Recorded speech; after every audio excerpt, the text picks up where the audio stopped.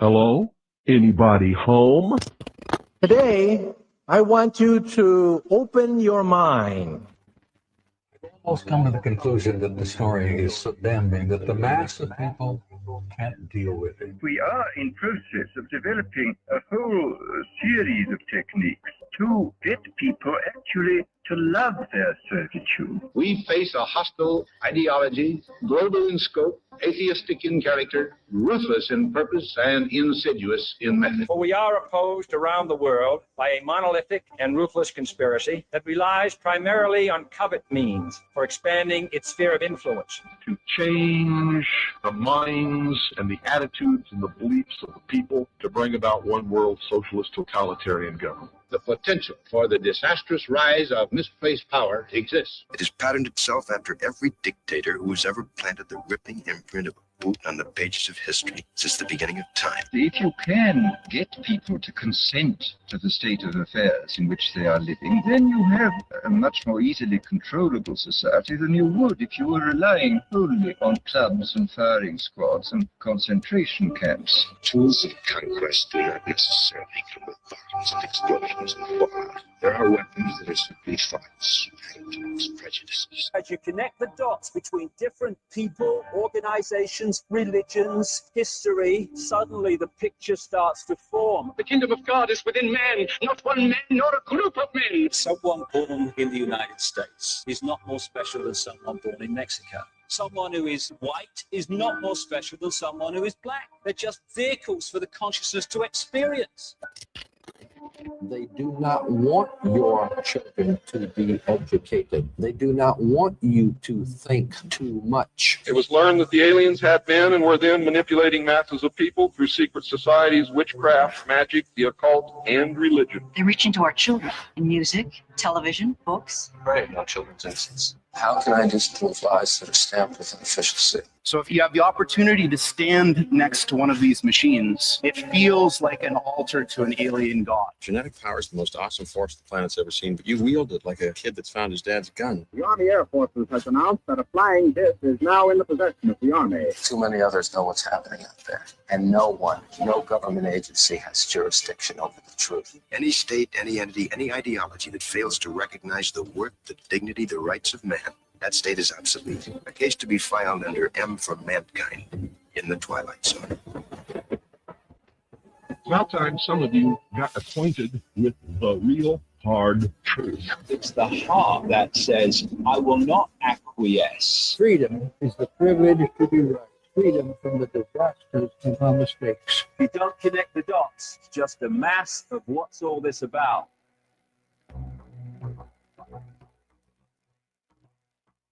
You are listening to the Secret Teachings Radio. I'm your host, Ryan Gable.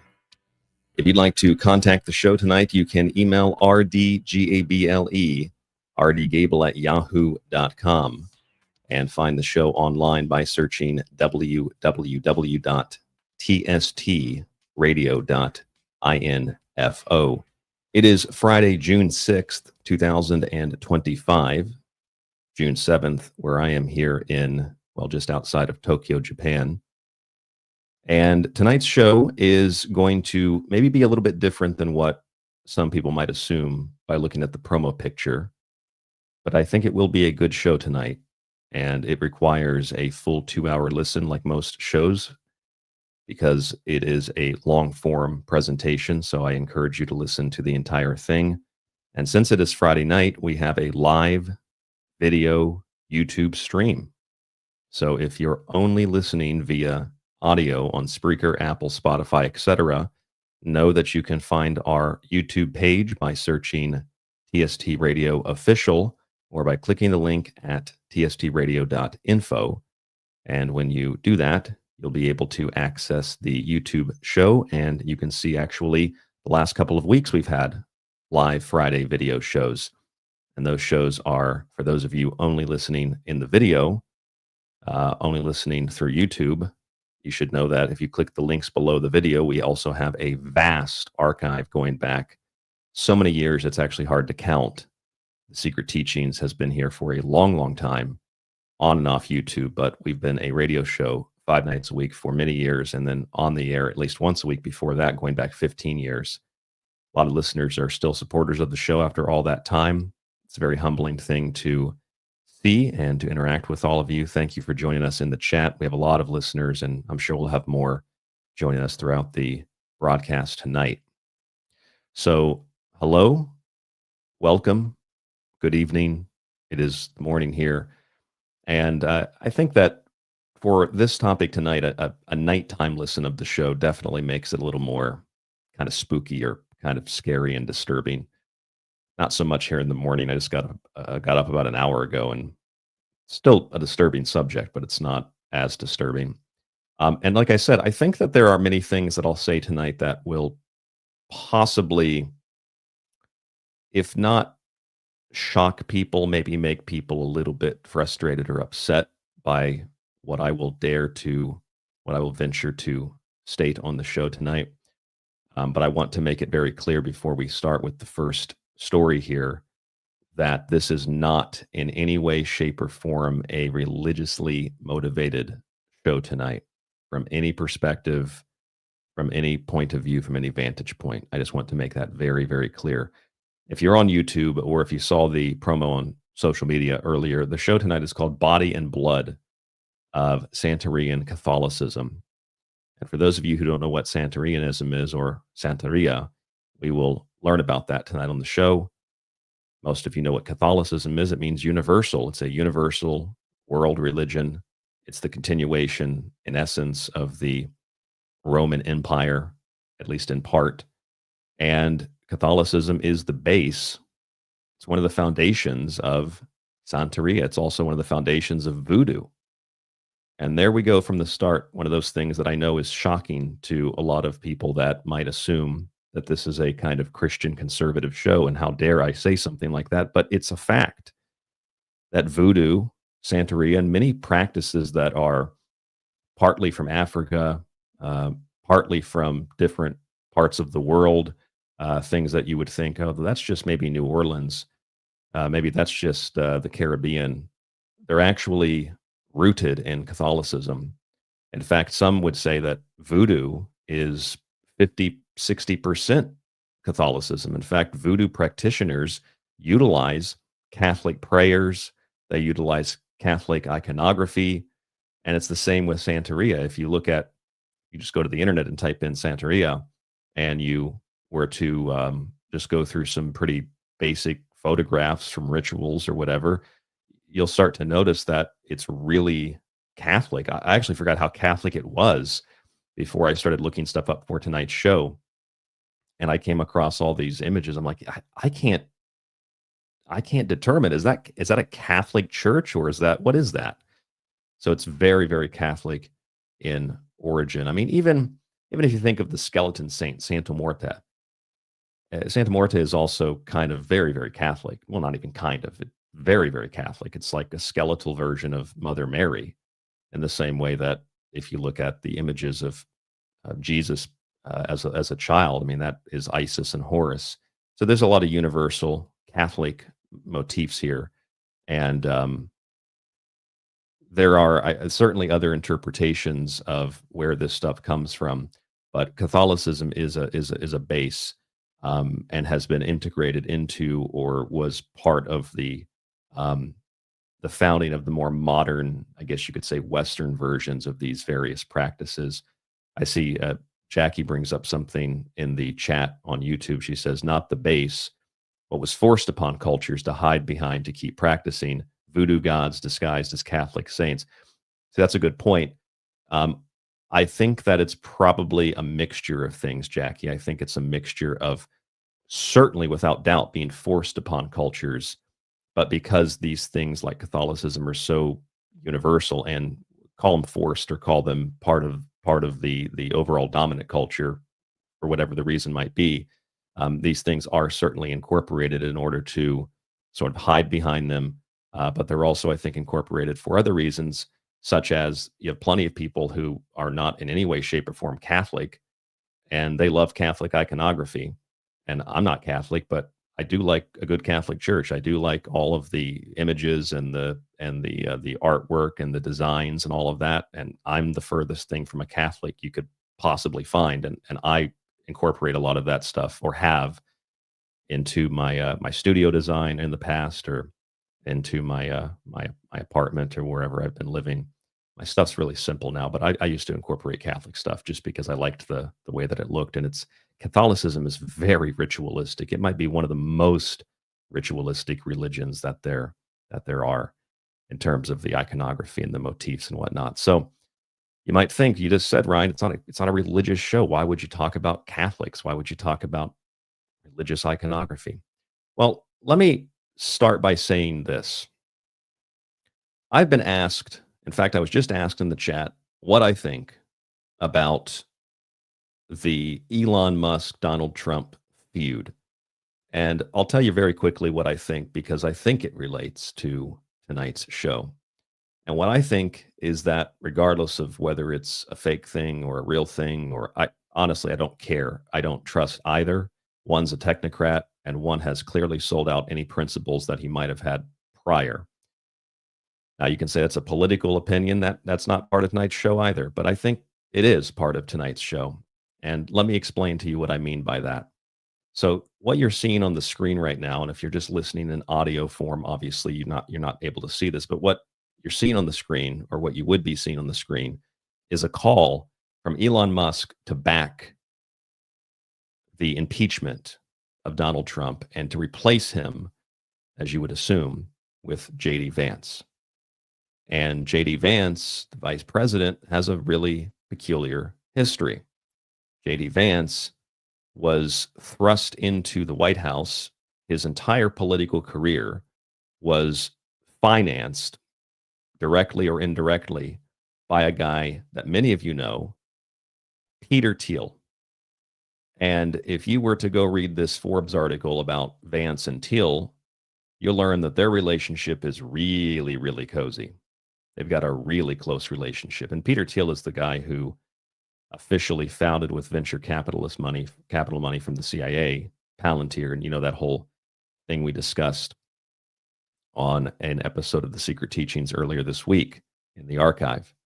But here's the thing. See, J.D. Vance was put into power essentially by Peter Thiel, and now Musk, the technocrat, alongside of Thiel, wants to replace Trump with Vance. At least that's the optics of it.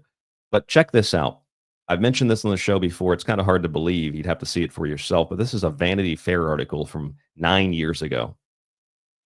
And this article here is about Peter Thiel, about how Peter Thiel is kind of obsessed with the blood of young people. The article says that given Thiel's obsession with warding off death, it comes as no surprise that the Silicon Valley billionaire is interested in at least one radical way of doing it: injecting himself with a young person's blood. It's what they call parabiosis, the practice of getting transfusions of blood from a younger person as a means of improving health and potentially reversing aging. And this is something that Peter Thiel has been interested in for a long time. It's also something, with or without the blood, that a lot of technocrats and people that would like to live literally and physically forever have looked into, whether it's a combination of drugs and or connections to machines and machine parts, some kind of cyborg-like design, or it's the usage of blood. This isn't just a modern thing either, because you know this idea if you're a Catholic, you know this idea if you're a Christian in general. You might think that it's totally unrelated, but the Corpus Christi, the corpse of Christ, the body of Christ, the transubstantiation that transforms your standard glass of grape juice and your standard biscuit or cracker into the actual blood and body and blood of the Savior. And that ritual is an agricultural ritual, in part going back to a time when the wheat was harvested and a certain portion of the wheat was kept in the field to embody, or to allow for there to remain a body of the God that inhabits those crops. And then it was later cut and ritualized in a ceremony of consuming the bread at the Last Supper before all the wheat was finally harvested. And the same was done with the grapes on the vine that were transformed into wine. And grapes are very liquidy, aren't they? A lot of liquid in grapes. And when you transform the sunlight and the water into grapes and wine, that's the alchemical process. It's part of the transubstantiation. The water in the sun transforms the seed, and then the seed transforms into the grape, and then the grape transforms into the wine, and then the wine transforms into the blood of Christ. And this practice is something that when I used to go to church, they had blood and body rituals. It felt like every week. It felt like it was every week or every other week, at least once a month. It felt like that kind of thing was happening. So you can think that that's different. Oh, no, it's different. I'm eating Jesus's body. I'm drinking Jesus's blood. It's no different. It's the same exact ritual. And in the same way, going back to what Jackie said, that these Catholic ideas were imposed upon cultures, and she's totally right. We have something similar happening with the foundation of Catholicism, where Catholicism was kind of forced on the Roman Empire, and largely as a controlling mechanism because of the radicalization of the Christian cult, which was, by Roman standards and the vastness of the empire, a pagan cult, because it was outside of the borders of the otherwise what we call today pagan religions. And those pagan religions were universally practiced. And that means that they weren't so pagan. And the Christians and the Jews were a series of pagan cults outside of the authority of the Roman religious state, although the Romans were very accepting of those religious cults, with the exception of Jewish revolts that then the Jews blamed on the Romans. And of course, we look back at the Romans as being the most horrific and bloodthirsty and just so violent. Oh, they hated the Jews. No, well, look at what the Jews did, and that's why the Romans did what they did. There's always another explanation, in the same way that it's very likely the Christians also burned Rome under Nero, because the pagans probably didn't have much motivation to burn their beautiful statues and temples. Some Christians certainly would have had a motivation to do that because they hated those gods. Okay, so the point is, Catholicism in and of itself was kind of forced onto the people, and it adopted and incorporated many of those, quote, pagan elements into it, which included the agricultural aspects, or the general universal theme of blood having the life force, which is why in some parts of the world, including the US, it's actually reportedly how George Washington died, bloodletting, because the disease existed in the blood. So you'd have to let the blood out of the body, and the disease would supposedly seep out of the body with the bloodletting ritual. So blood is a very important thing. Blood contains the life force. In fact, if you were to go to the Bible, yes, that might surprise you. I read the Bible. I read most religious texts, or I have at one point or another. You'll know in the Bible that the book of Leviticus says in 17:11, "For the life of a creature is in the blood, and I have given it to you to make atonement for yourselves on the altar. It is the blood that makes atonement for one's life." In Hebrews 9:22, it says, "In fact, the law requires that nearly everything be cleansed with the blood, and without the shedding of blood, there is no forgiveness." And of course, you can interpret this in a literal way and then a non-literal way. One of the most famous verses is John chapter 6:53. "Very truly I tell you, unless you eat the flesh of the Son of Man and drink his blood, you have no life in you."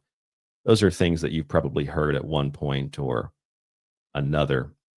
But those things are at the basis of, well, again, vampiric myths, which is alive and well today in the form of people like Peter Thiel. And it's not just vampirism in the sense of some kind of, Vlad the Impaler or Dracula motif. It's vampirism in the sense of like actual science. I don't know if you've ever seen this. I've been talking about it for years. But look at this. This is Stanford University, Stanford Medicine. An infusion of young blood recharges the brains of old mice, study finds. On spatial memory tests, old mice given infusions of blood plasma from young mice outperformed old mice who got plasma from old mice. The infused mice also exhibited corresponding neurophysiological changes. This was May 4th, 2014. This publication is over 10 years old. So it looks like Elizabeth Bathory, the Hungarian countess, was also correct when she assumed that by killing those young women, the chambermaidens, and bathing in their blood, that it did have some kind of medicinal purpose, that it was able in some capacity to kind of cure the aging process. Scientists have figured this out hundreds of years later, that that's actually very real. That's actually true. And then, of course, if you want to go further into the science of that, you would find that if you look at images of parasites under a microscope, they sort of resemble, just like that image of the ant a couple of years ago that looked like some kind of weird alien or looks like some kind of monster. And parasites look like what we would consider to be demons. And that's one of the reasons that most religions teach fasting, so that your body can cleanse and purify itself of those types of things. So Peter Thiel is an actual real vampire, and Peter Thiel wants Vance to be the president, clearly, and so does Musk, another technocrat. And so it would make sense that what's happening right now is nothing more than part of a big show. And if you want a political opinion on it, but beyond that, we're talking about a literally bloodthirsty cult of technocrats and psychopaths, is what I would call them. People that practice the old religions quite literally. They're not saying, no, it's transubstantiation. We're transforming it into blood and flesh, but we're actually just drinking grape juice and eating biscuits. These people believe in the literal version of that, and based on the scientific evidence, the literal version of those things actually does have some merit. Maybe more than just some. It has quite a bit of merit. Okay, so I want to stop for a moment and welcome everybody in the chat. We have B. Kuna is here. We have Moose Girl. Moose Girl says, I don't think of cannibalism when I think of the Holy Communion. Maybe you should, because that's essentially what it is. You're eating the body that transforms into, well, you're eating the bread that transforms into the body. And sure, you can say it's symbolic, Moose Girl. It is symbolic, but it's also based on the practices of drinking actual blood and eating actual flesh. I don't see how there can be any other interpretation of the foundation of that. Another listener, I don't think I saw Darren Bird here last week. Darren says, every Sunday in the Mormon church. I've been to Temple Square. I've never been to a Sunday Mormon service. Are you saying, Darren, that they do the transubstantiation every single Sunday, Day of the Sun? I should do a show on the Mormon church again about the symbolism of it. That's in Salt Lake City, that's a really fascinating place. Mitch is in the chat. Jackie's in the chat. Strange Sana is also in the chat. I think we did a show together a couple of years ago. Also, I'm Just One Nut is here. Leyland is here. Scrolling back through this list. David is here. Well, Musk certainly plays the role of an antichrist-like consciousness. And Buddhism is, David says Buddhism is the only true religion. I don't know how I would classify religion, because the origin of the word is religare. It means to bind, to be bound to God. So if anything, by definition, Islam would be the most true religion, because Aslama means to be bound to God. I'm not a Muslim, but I think if we're talking about terminology, then that's what it means based on the term religion. Like Islam would be a religion because it means to be bound to God or Allah. But in the essence of what David is saying, yeah, Buddhism is probably closer to the getting rid of all the noise and getting rid of all the extra pieces. And Buddhism is pretty ritualized too. You should see the Buddhist temples here in Japan. A lot A lot of those monks too over here, they drive really nice cars. I don't think that's part of the Buddhist philosophy. We also have in the chat, I don't think I saw Patriot Girl in here last week. She says, assuming you're a girl, this is going to be so interesting. I had Catholic school for 12 years. I'm done with organized religion. Just love God, creator. I can get on board with that. Sunspots is also here. If I was not on a keto diet, I might pour myself is that a bourbon quart to sip? I don't drink alcohol, so I'm not sure what that is. Is it bourbon? Does it say, maybe it meant to say bourbon? I'm not sure. We have a lot of listeners in the chat. Cyber Sicilian is also here. Bad Whiskey is here. And others, I'm sure, will join the chat or are listening, certainly on YouTube and other places, but have not commented yet. Here is Gary. Gary's here. Howdy, Gary. And WRP from Mesa, Arizona. Welcome to the chat. Sunspot says it's Haitian rum. Well, enjoy your Haitian rum. I hope you're not, people play that drinking game when they listen to this show. I hope you're not playing the drinking game, because I say a lot of those words a lot. So you'll be blasted out of your mind by the halfway point. Okay, so tonight's show, it is the body and blood of Santerian Catholicism. And just like with any other show, I mean, we can start with something topical like the Vance Musk Trump thing. And Vance he's a puppet of Peter Thiel, an actual vampire. Like Peter Thiel, when I say that, I'm not saying that to be sensational. I mean, Peter Thiel is an actual vampire. I mean, if you just look at that face, that's a vampire. That is a vampire. And he's obsessed with reversing the aging process. They call it parabiosis, transfusing the blood of young people into their bodies, which is, kind of like that that company Ambrosia in California. Remember Ambrosia? I think they shut down, but Ambrosia was around for a while. Type in Ambrosia Company blood, which is, of course, named after the Greek myth. This is the blood transfusion startup, Ambrosia. You pay $8,000 to fill your veins with the young blood. And if I remember correctly, I think that this was partly based on the Stanford study, which I just showed you a moment ago, that the infusion of young blood recharges the brains of old mice, study finds. So in order to explain myself, let me try to go back to the original story of why I decided to talk about this particular subject tonight. The original story was about a couple of chickens in New York City. And these chickens had been, according to some, ritually murdered, ritually killed. And the chickens that were ritually killed were also reportedly ritually displayed. And when I saw that story, a friend of mine actually sent it to me. I don't know if Joey's in the chat, my friend Joey. He sent that to me.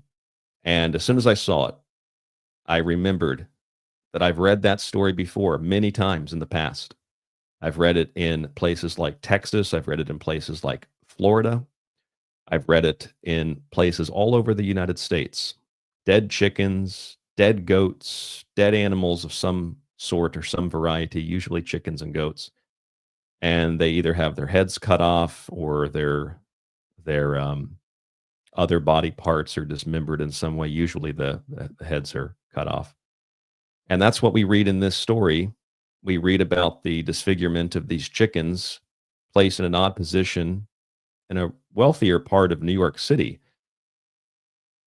Two chickens, oh, that's so clever. Two chickens that didn't cross the road. Two slaughtered chickens were found on an Upper West Side median in an odd position that, as activists worried, they were killed in an animal sacrifice ritual.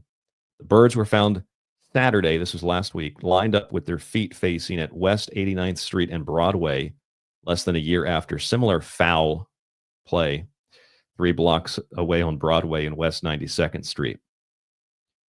According to the executive director of Humane Long Island, quote, "It appears to be an animal sacrifice to me." He said it's illegal to live slaughter markets for live slaughter markets to sell birds to the public, but we know they do it often.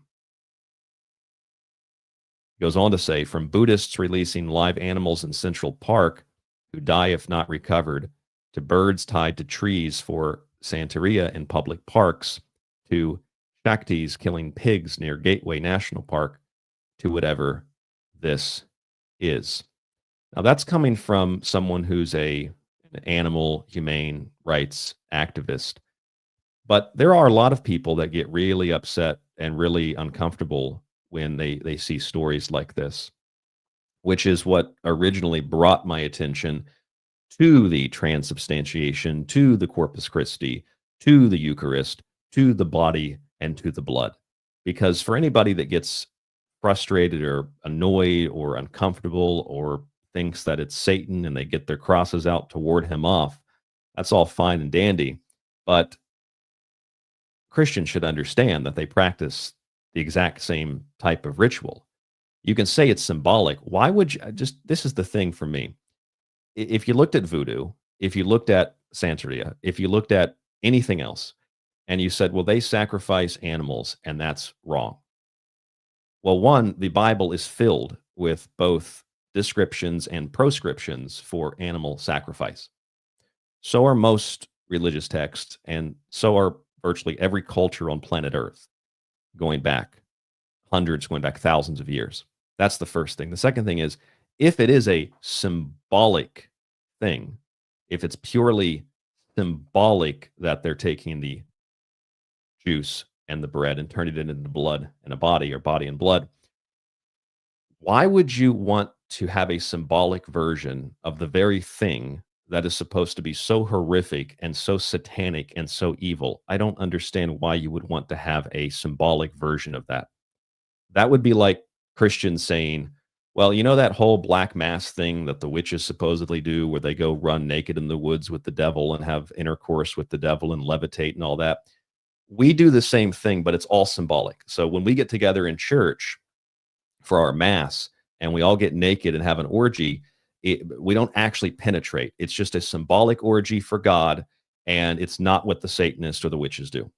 I mean, it would be the same thing. It doesn't. Why would you do that? If it's so horrible, if it's so demonic, if it's so evil, if it's so wicked, why would you do a symbolic version of that? That just doesn't make any sense. We didn't do the penetration, so it's just a symbolic orgy. I don't get it. I don't understand. Why would you do it? So, and for the record, I see Moose Girl in the chat. I'm not talking about you. I'm just in general. I've had this kind of discussion for 15 years with people. I've just never understood why you would want to do a symbolic version of that. I see Knucklehead just joined the chat. Christians don't do animal sacrifice, but Judaism does. Jesus' sacrifice eliminated the whole purpose of animal sacrifice. Now that is a very intelligent observation. Knucklehead is correct. Christians are not supposed to do animal sacrifices because Jesus's blood was supposed to be the ultimate sacrifice. Totally right. And the Jews were doing animal sacrifices then, just as they do them today. And that's not supposed to be done by Christians. So then we have a transformation of the literal version of that to a symbolic version of that, which is based on the literal version. So that's a great point. I'm glad that Knucklehead brought that up in the chat. So Christians are not supposed to do that, but nevertheless, it is based on that practice. So maybe just question what that is. Question what that transubstantiation is. What are we doing here? Okay, so they find these chickens. Now, this is, again, like I said, not the first time something like this has happened. Here's an article from Houston 2 years ago. Headless goats, chickens, and a pigeon found on Galveston Beach, believed to be part of Santería animal sacrifice ceremony. Here's another one. This is the Tampa Bay Times, my home city. Santería or Voodoo. They're used to headless chickens at a Tampa cemetery. You know, Tampa, for the record, if you've ever been to Tampa, Tampa has kind of a New Orleans feel to it. There's a lot of that Santería, Voodooism, and other types of things that are practiced there. And here is another one. This is an article from 2020. Headless chickens found along Cape Coral roads, likely religion-based. No threat, says the police. Here's another one, Channel 8 News. This is 2016. Headless animals found at Courtney Campbell Causeway, raising safety concerns. Here is the story. 27 animals at least, and that this has happened repeatedly. I'm from Florida. I don't remember ever reading or learning about anything like that in the news, but it's like if you lived in Louisiana, you would know that it's happening there. It's a big thing because of all of the migrants, the immigrants, the people that come and live in those parts of the country and bring their religions, whether those are Afro-Catholic religions or Afro-Caribbean religions or Afro-Caribbean Catholic religions, whatever the case is, they bring them to those areas. And it shocks people. Oh my God, they killed a chicken. Oh my God, they killed a goat. Oh my God, they killed animals and left them on the side of the road.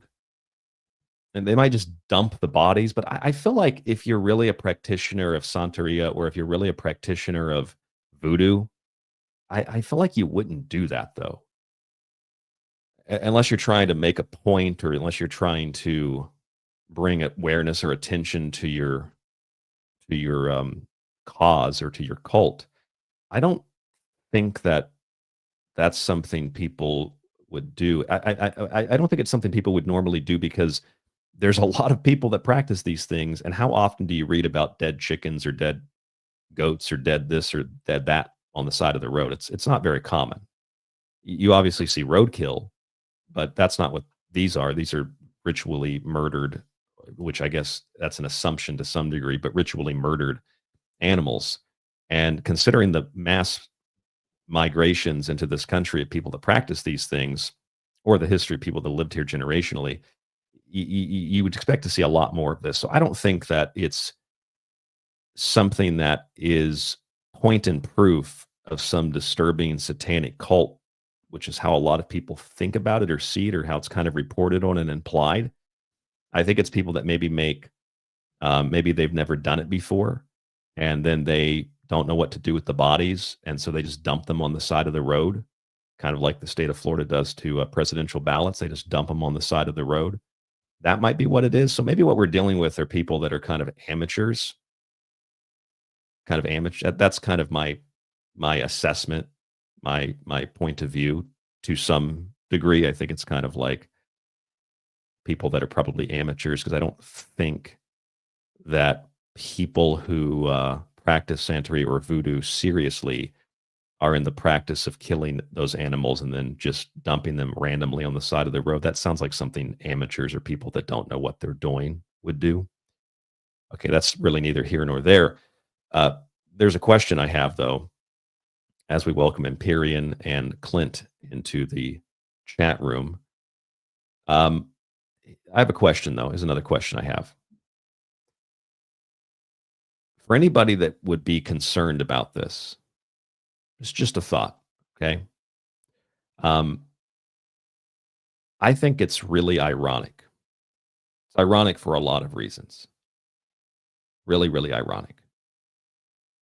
Because Catholicism and Christians in particular, and more conservative-minded people, are super hypocritical about this. And it's not just because of the blood and the flesh ritual. It's because the Bible itself is filled with and overflowing not only with animal blood from Genesis to Revelation, but the fact that the people that believe in the Bible as Christians are, and fact check me if you'd like, are considered the largest consumers of pork and meat in the United States. Without question, by far the largest consumers of pork. And unlike halal or kosher dietary rules, which are the Muslim, Arabic, and the Jewish dietary restrictions and rules, which are just symbolic, make sure that there's a blessing before we slaughter the animals. Christians don't really have any followed dietary rules for the slaughter of their meats. And in the United States, 100,000, estimated 100,000 cattle are slaughtered daily. Not because it's a necessity. And if you want to eat meat. I don't care. I don't like it. I think it's gross. I don't like the smell of it. I don't like the taste of it. I don't like steak. I don't like chicken. I think it's disgusting. If you were to eat it outside of the corporatized version of those things, or if you were to get it locally and it was done without pumping it full of salt water and hormones and chemicals and God knows what else, maybe it's better, but I just don't personally, I don't like it. But the point is, it's not a necessity to kill all of those animals, and I can prove it to you, because 100,000 cattle daily, tens of millions of chickens, and hundreds of thousands of pigs. And the worst part is that a quarter of all of that meat goes to waste. So what's worse, killing a chicken for a religious sacrifice, which I'll explain to you in a moment, is actually religiously, or I should say legally and lawfully protected in the United States under Supreme Court case law and under the First Amendment, or slaughtering hundreds of thousands or tens of millions of animals, a quarter of which at one point or another point in the slaughtering and the transportation and the purchasing process, 1 out of every 4 goes to waste completely. It doesn't even get used. Completely goes to waste. Well, what's worse? Killing a chicken for your religious beliefs, spilling the blood, or killing millions of animals and then wasting a quarter of them? I just feel like at the very least, there's balance to this scale. That's all that I'm saying. Frankly, I don't care. I'm not defending Santería. I'm not defending Voodoo. I'm not defending Catholicism. I'm not assaulting or attacking any of these things. I'm just saying, let's be realistic. Let's be realistic. Okay, let's be honest and objective and do this in good faith and say, look, if you've got chickens over here that are slaughtered and that freaks people out, go to a slaughterhouse. Because at least the chickens that are being slaughtered for or ritually sacrificed or whatever the case might be, at least they're being killed for something that is like a deep-rooted spiritual or generational, cultural, familial belief. And there's almost something respectful about that.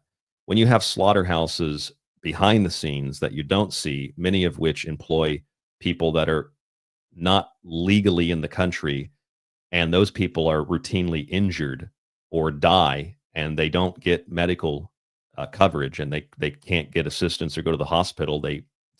People lose a finger, they just wrap it up in the factory. That's a whole nother issue. It's not even a human or an animal rights issue. It's a human rights issue as well. When you have all that in the background, and then a quarter of whatever's produced, it's a quarter to a third of whatever's produced just goes to waste. Doesn't even make it onto the plate.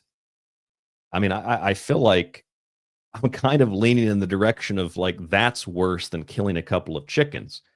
I don't care to really defend or offend one side or the other.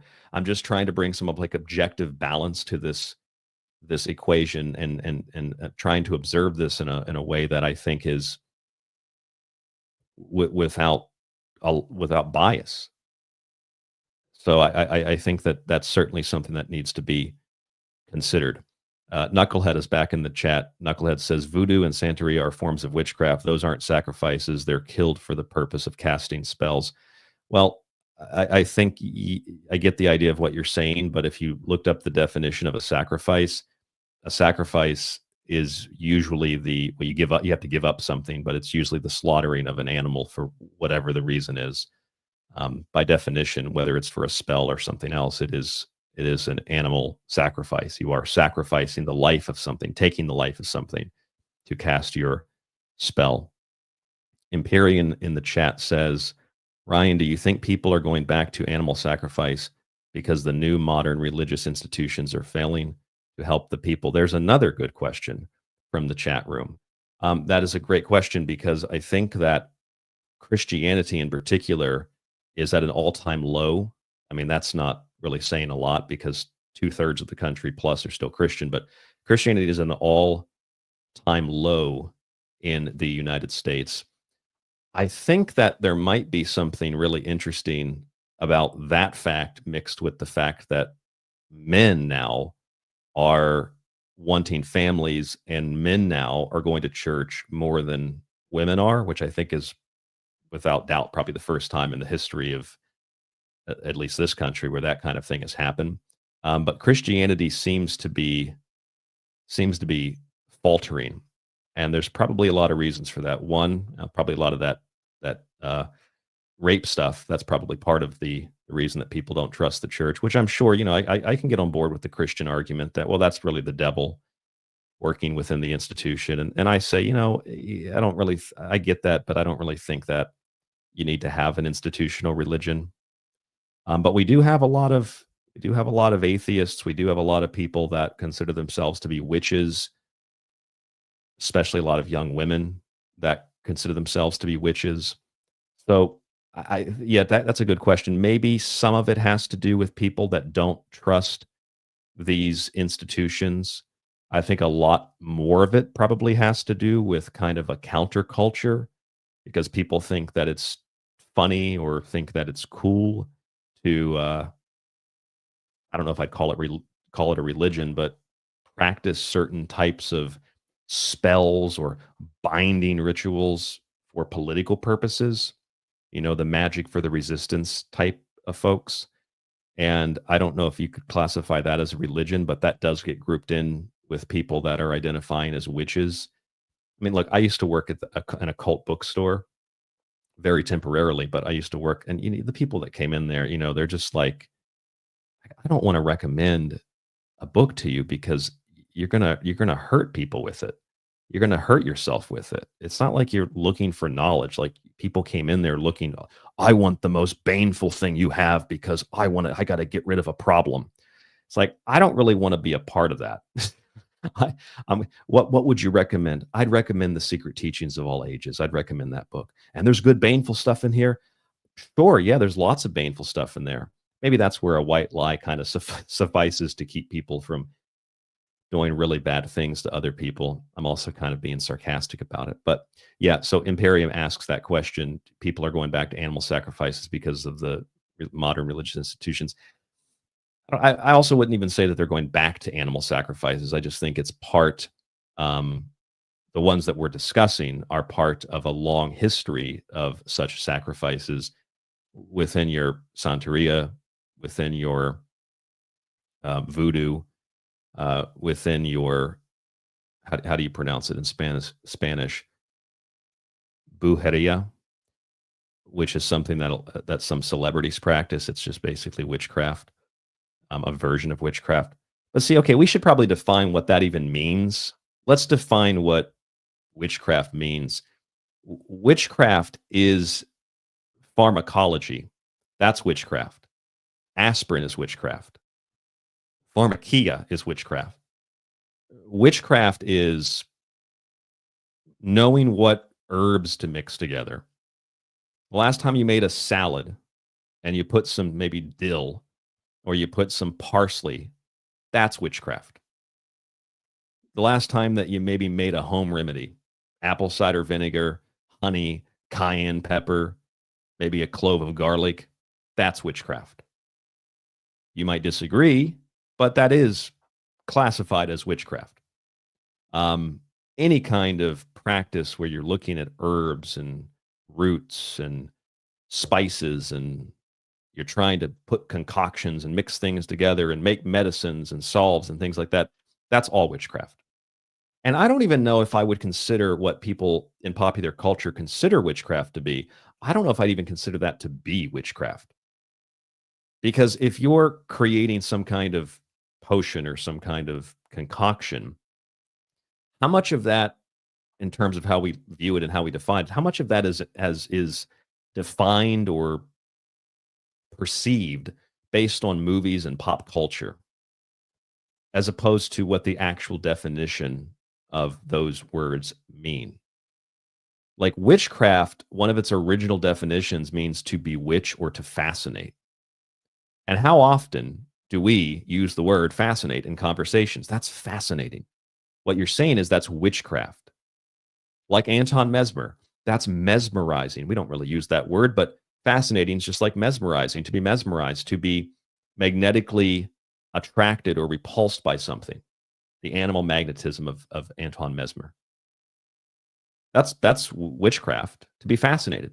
As a matter of fact, when a man or a woman is kind of like, whoa, that's a beautiful man or a beautiful woman, that's bewitchment.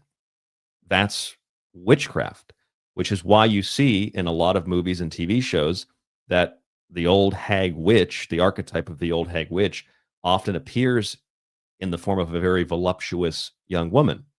She's like a siren, and then the man is stunned by that and follows her, and then gets, his heart ripped out and his blood drank. Or I'm just, talking in a movie sense here, but that's bewitchment.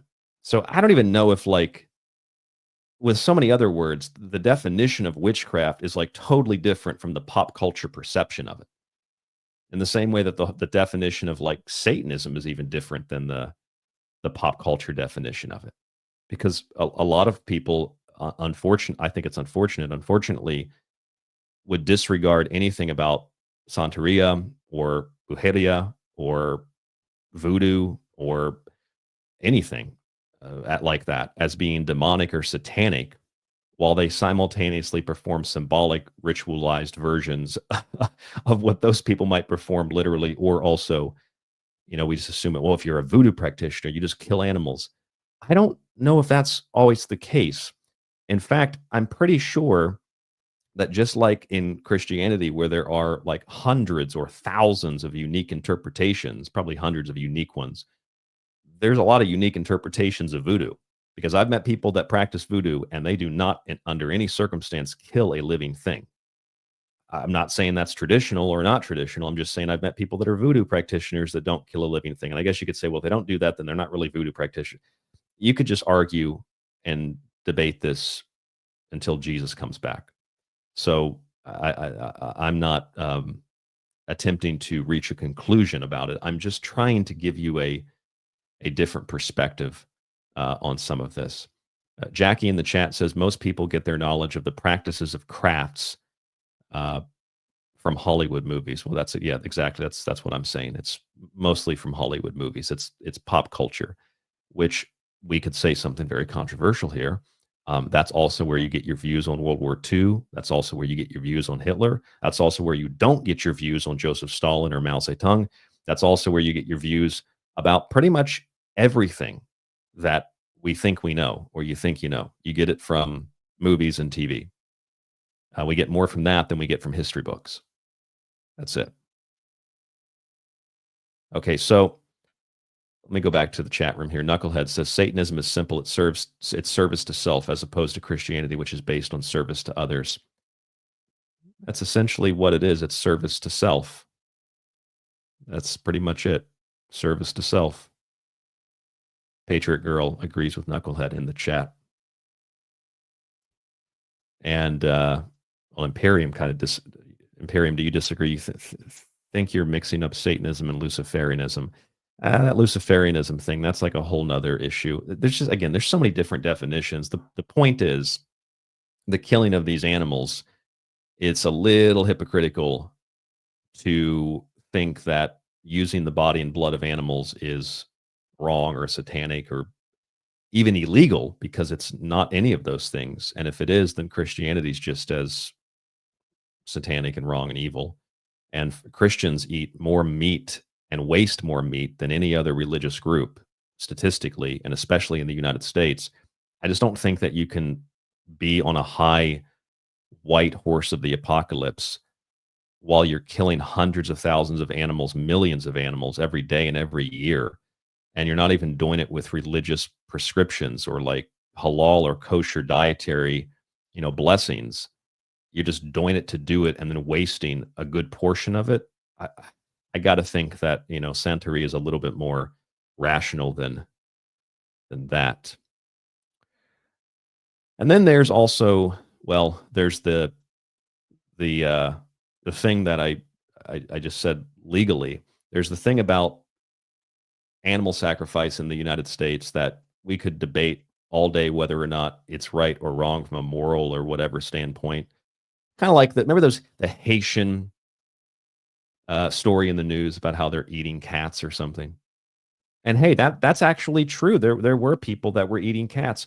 I wonder how true that actually was when you get down to the core of it. Like, there's just a kind of a grainy picture of somebody with their phone kind of tilted to the side, not wanting to be seen, taking a video. And I just wonder, first of all, is that even real? Like, is that staged for clicks, first of all? Second of all, then I think, how do you know that's a Haitian? Like, if you looked at a bunch of people from different parts of the world, some you can be like, well, that's a Chinese person, clearly. That person's Mexican. That person is, Canadian. They've only got, their head is disconnected in the middle, like South Park. But you can't really tell. Can you pick a Haitian out of a lineup of other people that have darker skin? If you can, great. But you think the average person can do that? Don't think so. I know a lot about Haiti. I think we still have Haitian listeners on this show. We've had them since the show started. I don't know if I could identify them as Haitian unless they told me. So if we're talking about getting rid of any stereotypes and just looking at a person. So like, how do you know that person's Haitian?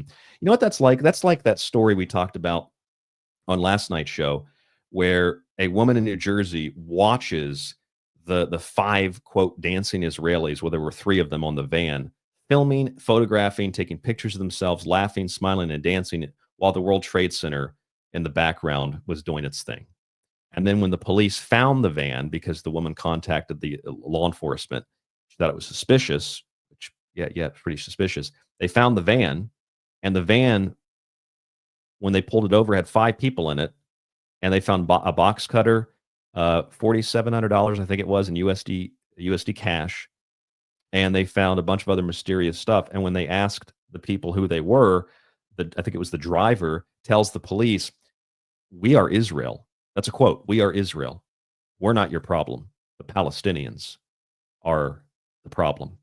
It's like it's just a total diversion. Well, you're Israel, so I guess we have to let you go, in which they did let him go after about 2.5 months in detainment. Okay, I'm kind of getting off point, but maybe you get the idea. Okay, so it's like that with Haitians. How do you know that person's a Haitian? It's like, oh, they're Palestinian. Oh, they're Haitian. Okay, so that's the second thing. The third thing is, I mean, are they actually eating the cats? I mean, if you look that story up, they'll say it's a conspiracy theory. I don't know, and frankly, I don't really care. What I know about Haitians is what I've learned from speaking to them and reading about some of the more recent political history in Haiti, and about the White House's responsibility in overthrowing their leader and sparking a civil war down there, and then refusing to allow Haitians, who were good people that wanted to get out of the civil war that the U.S. had started, wanted to come to the United States, and were one of the most willing to work groups. They just wanted jobs, they would say in interviews. The Biden administration turned them all back at the border because they said that the Haitians were dirty and the Haitians were going to bring disease to the U.S. And then I was like, why would they say that? Don't they love bringing people from other countries here? Then you read about who the Haitians are, and you learn that the Haitians are the people that rejected the GMO seed donation after the natural disaster over 15 years ago. You learn that the Haitians have been waiting for an election to be held, a legitimate election, and they don't believe it would be legitimate because, according to diplomats, U.S. diplomats, because they think that the U.S. would meddle in it, which they have. So you don't really want those people in the country. Hard workers that probably won't vote liberal, and hard workers that probably don't trust the big biotechnology pharmaceutical complex. Those are just a couple of the reasons that they probably don't like Haitians. So they demonize them. The Bidens demonize them as dirty Haitians, and the Trumps demonize them as cat eaters. The Haitians are like one of the least, probably, I don't know what you would call it, compared to other groups. Haitians are some of the hardest workers of any of the immigrants that have come here in recent times. That's not me saying that. That's listening to what former diplomats of Haiti have said, US diplomats. Okay, so all I'm saying here is like those pictures, those videos of the cats and the Haitians eating the cats, is it real? How do you know they're Haitian? Are they actually eating the cat? Like, and that just appalled people, right? It just appalled people. Oh my God, they're eating cats. Well, you know, they eat dogs in Asia. Oh, it's so horrible. I mean, is it so horrible to eat a dog? I respect cultural practices and cultural sensibilities. Okay, I respect that. I don't want to eat a dog. I also don't want to eat a cow. I don't want to eat a cat. I don't want to eat a chicken. I have no skin, like quite literally. I don't have any skin or blood in the game. Don't really care. Don't really want to eat those things. But, you know, it's really hypocritical to sit there and act like somebody eating a cat if that's what they were doing. And hey, taking a cat out of somebody's backyard who it's a pet and eating it, that's different. I'm just saying, like, the idea of eating it, it's not really that wild or weird. It's not really that weird. And to think it is actually just like kind of culturally ignorant. But is it legal to do this in the United States? Is it legal to sacrifice animals? And the answer is yes. The Supreme Court has confirmed this, that it is legal to sacrifice animals. Here is the Supreme Court. This is from 1993. Church of the Lukumi Babalu Aye Incorporated versus the city of, I think you pronounce it Hialeah or Hialeah. 1993. The primary holding described in this case, the free exercise clause protects animal sacrifices or animal sacrifice that is performed as a religious ritual, unless, of course, the government can show a compelling countervailing interest. This is because the law is directly aimed at the behavior constituting the ritual rather than merely burdening it. So whether you want to believe it or not, ritual sacrifice of animals is legally allowed in the United States. You can be appalled by it, but you really shouldn't, because I'm assuming that anybody that would be appalled by it probably consumes quite a good deal of ritually slaughtered animals every day and doesn't ever think about it, because we value life differently. Those chickens that you killed for dinner, if you're going to eat them and fry them and dip them in sauce and pump them full of salt water, that's okay. But if you're going to cut their heads off for a ritual or for a spell or whatever it is, can't do that. Why? To me, as someone who wouldn't do either one of those things, I don't want to fry them. I don't want to dip them in sauce. And I don't really want to cut their heads off for some ritual or spell. As someone who doesn't do either of those things, I feel like it sounds like the same thing to me. It sounds like you're just killing something for personal gain. That's what it sounds like to me. Anyway, it's legal in the United States is the point. And it's been legal in the United States for, well, three decades. Okay, so that's an important thing to know, that animal sacrifice is legal in the United States. Now, although Christians maintain that blood and flesh rituals are symbolic, there are some that distance themselves from the idea. While there are still Christians that, I'm sure somewhere in the country, practice this in the same way that you probably don't see a lot of Jews out in the street with a chicken beating it to death, but it is without doubt very true that Jews still practice a ritual called kaparo, which I believe is how you correctly pronounce it, kaparo. And that is the practice of transferring the sins of the community onto an animal. That's where you get the idea of the scapegoat. And when you sacrifice that animal, you're sacrificing or cleansing with the blood of that animal the sins of the community, which is one of the most clear and evidential points of Christians and Jews fundamentally not having anything in common. Because as we talked about earlier, based on what a listener said in the chat, Jesus's blood being spilt was the ultimate sacrifice. And so Christians stopped sacrificing animals and they started practicing ritual sacrifices that were symbolic of the blood and body of Christ. And this is the simplest proof that Jews and Christians really shouldn't get along, because the Jews still transfer the sins onto a chicken or an animal of some sort and then sacrifice it. And the blood of that animal being spilt is supposed to cleanse away the sins of the people. This is the custom in which the sins of a person are symbolically transferred to a fowl. That's foul play. The custom is practiced in certain Orthodox circles on the day before Yom Kippur. And it's not always performed.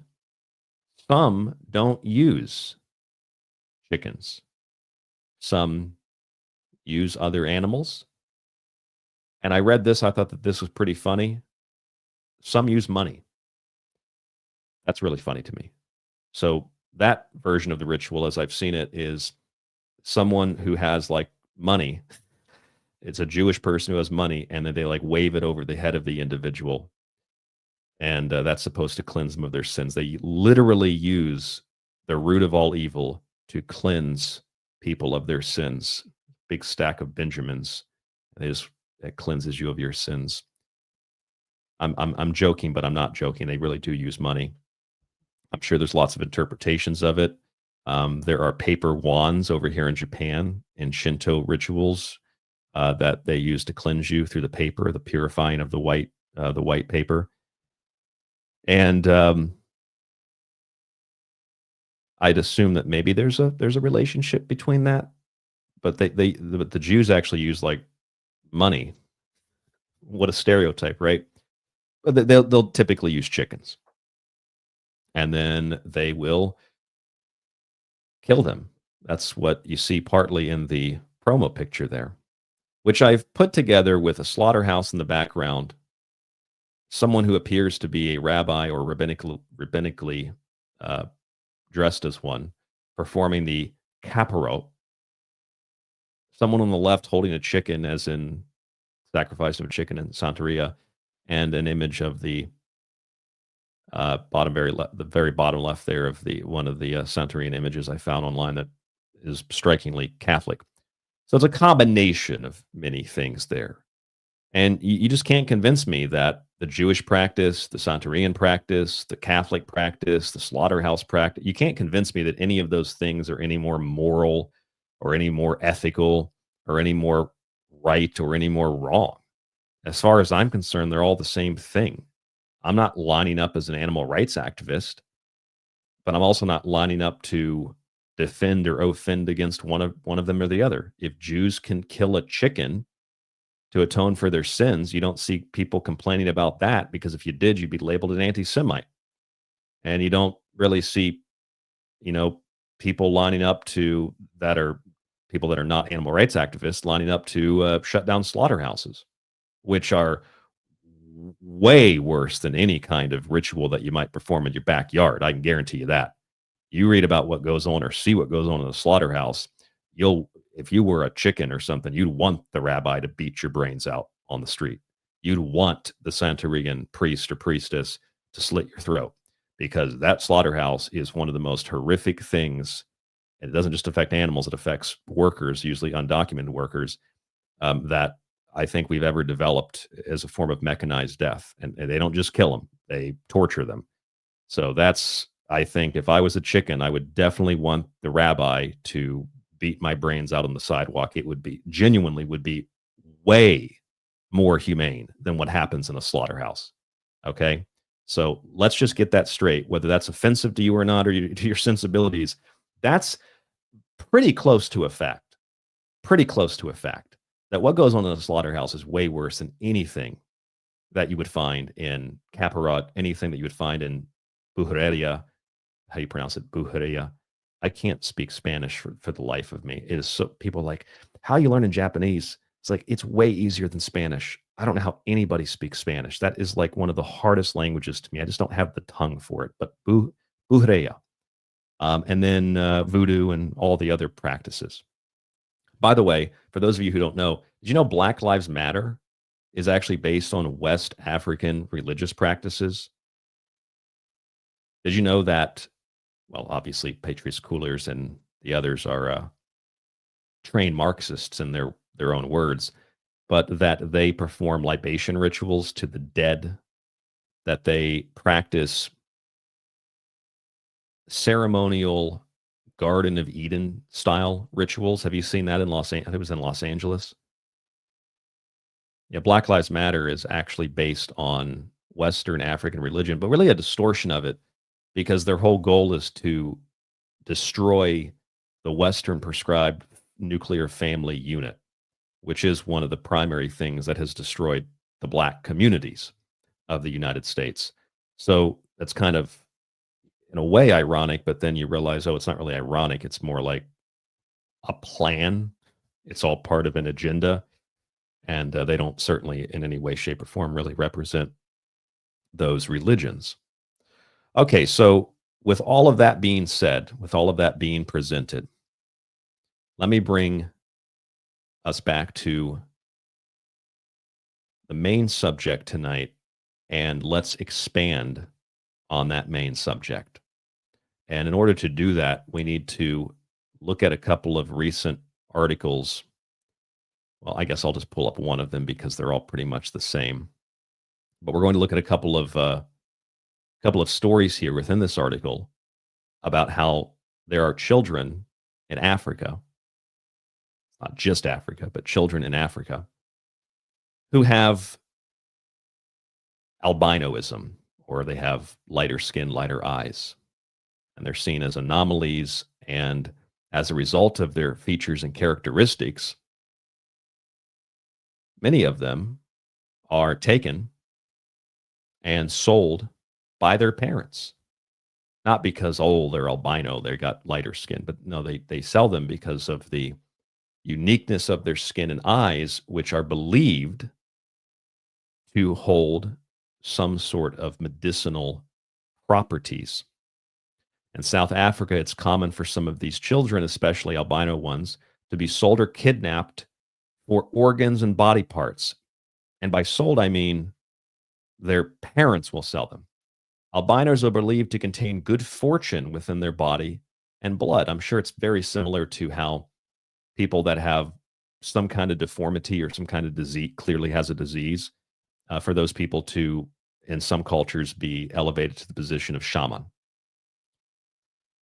As the Daily Mail reports, and if you don't like the Daily Mail, which, I mean, I don't really trust the Daily Mail, they're kind of like a tabloid, but as the Daily Mail reports, and this is nevertheless still true, I guess to what extent could be a question that is answered and thought about. But the Daily Mail reports, those who believe in black magic and traditional medicine claim the albinos, their fair skin and eyes can bring good fortune and cure afflictions. This is not just something that happens in South Africa. And these are not white kids. These are children of those people who have much darker skin, but they don't have that dark skin. They are what are considered to be albinos. And here's an example of one of the girls. And they are typically sold for their body parts for medicinal reasons. Now, for anybody believing, or for anybody thinking, that's just Africa, Africa's ass backwards and barbaric. Okay, well, as true as that might be in many, many different ways, that's not the only place that you find something like that. Because as you know, Planned Parenthood was doing something very similar with body parts. Remember this? Remember those videos that came out? Planned Parenthood selling body parts, encouraging young women to get abortions so that they could profit off of the child. They were selling the body parts to researchers, pharmaceutical companies, kind of like all your DNA that you turned into 23andMe. all that ended up in the hands of pharmaceutical companies and the military, just like the blood that's taken at the hospital when the baby's born. That all ends up in the hands of biotechnology companies and the military. There's been lawsuits all across the United States as a result of that. But yeah, Planned Parenthood has been caught in the past selling body parts. This is a 2024 story, but that's a much older story that goes back almost a decade. So this is a thing that happens in South Africa. It happens in the United States.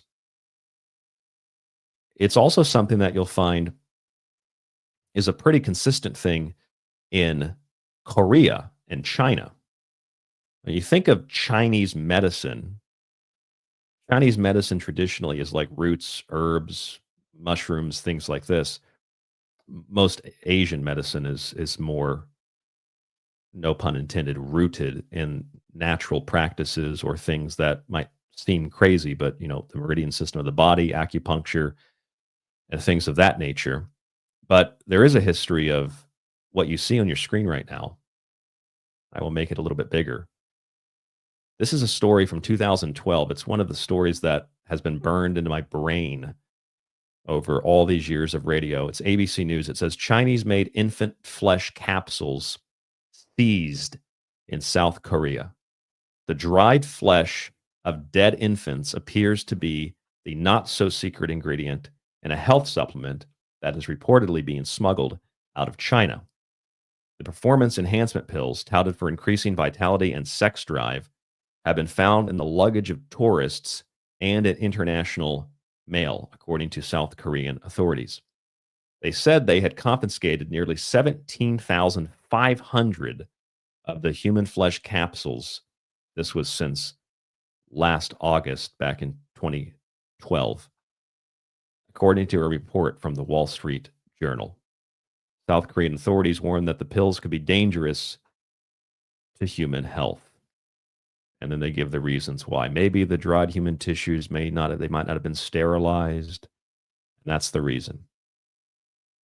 This is a pretty universal practice, though, the belief that babies or very small children, in this case, we're talking about newborns or very, very small babies, that are killed, that are aborted, and that have their skin dried and turned into a powder. And as barbaric as all of that seems, I'm not going to be taking such pills. But I do think it's interesting that the optics of such a thing in the United States are that would never happen. And then we find out, oh, it is happening. And then people still deny it, especially the political left. The political right is appalled by it, but then they still support mass industrial torture and murder of animal factories and slaughterhouses, going back to what we talked about earlier. And then when you look overseas, you'd be like, oh my God, I can't believe the Chinese eat these animals or those animals. Or I can't believe that they'd eat dogs in Asia.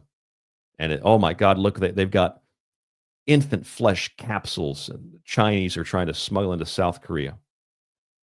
And it's like, well, the same thing's happening in the United States. And you know that it's actually for the same reason, because as appalling as what Planned Parenthood has done and continues to do, to what degree we don't know.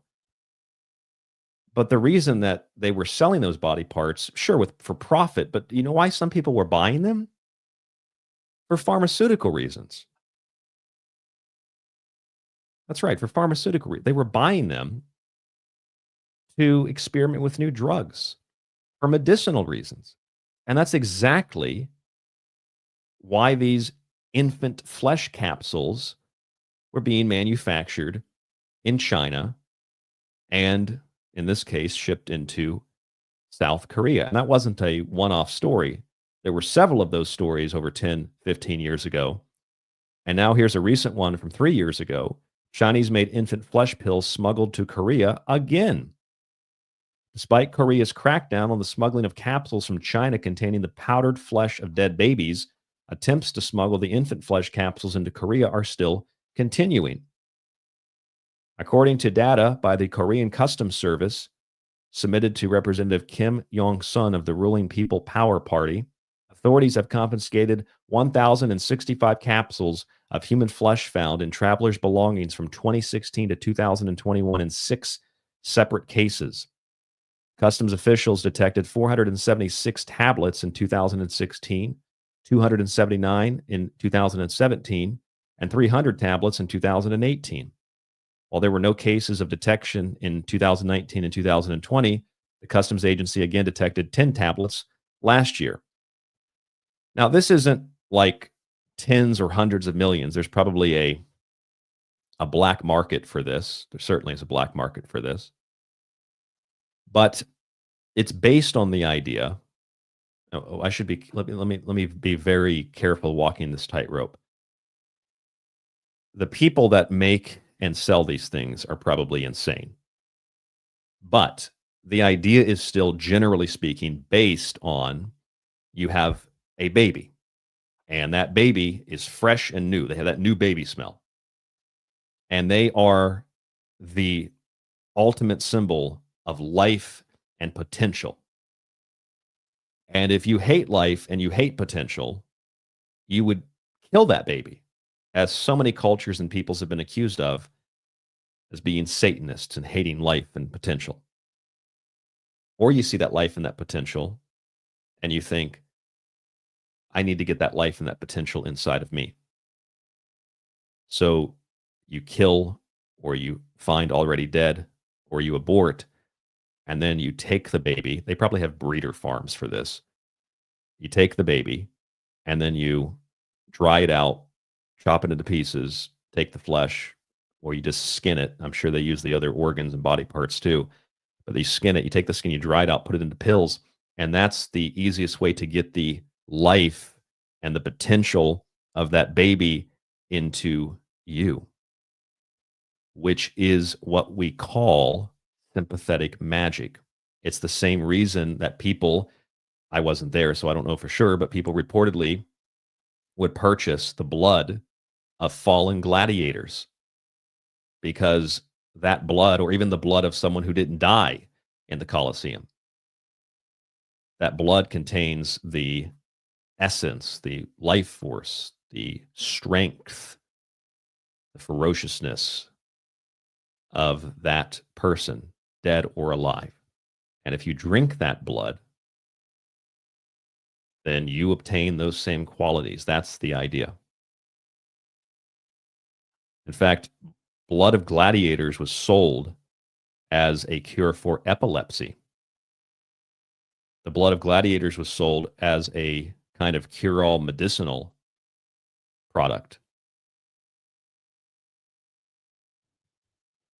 There's a lot of reasons the blood of gladiators was sold.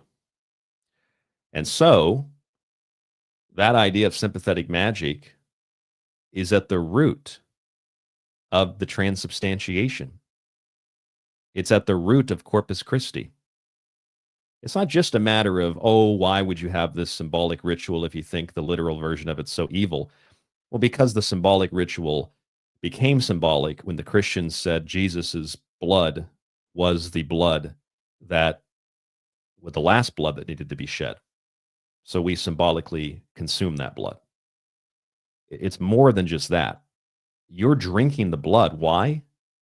Because if you drink the blood of Christ, you will have everlasting life. And if you don't drink it, as John says, you have no life in you. So you're drinking the blood of Christ because the blood of Christ is the life of Christ. It is the essence of Christ. It is the power of Christ. It is the essence of God. It is, in essence, ambrosia, the drink of the gods, which is blood. And that blood belongs to God. The blood belongs to God, and you should pour out the blood of animals when you kill them, because that blood is the property of God. And that is also in the Bible as well. You can read this in Deuteronomy 12:16 and in Leviticus, as I pointed out earlier. Leviticus 17:11. I'll read it to you again. For the life of a creature is in the blood, and I have given it to you to make atonement for yourselves on the altar. It is the blood that makes atonement for one's life. For those of you watching the video, here is Deuteronomy 12:16 with a link and reference to Leviticus 17:11.